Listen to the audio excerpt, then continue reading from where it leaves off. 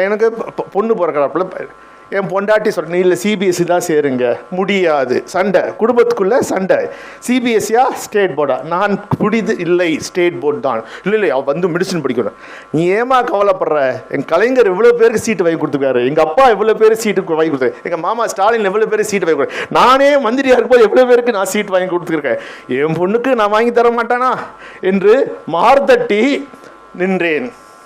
2017 என் மகள் 12 முடித்தாங்க. வந்தது பாருங்க நீட்டு. என்னாச்சு கேட்குறேன் என் பொண்ணு, சொன்னியே அப்பா சீட்டு வாங்கி தரேன்னு, ஒன்றால் தானே நான் வந்து ஸ்டேட் போர்டு படித்தேன், இப்போ ஸ்டேட் போர்டு படித்து நல்லா பாஸ் வாங்கிட்டேன், இப்போது எனக்கு மெடிசன் சீட் வாங்கித்தான். கண்கலங்கி நின்றேன். என் இயலாமையை பார்த்து கண்கலங்கி நின்றேன்.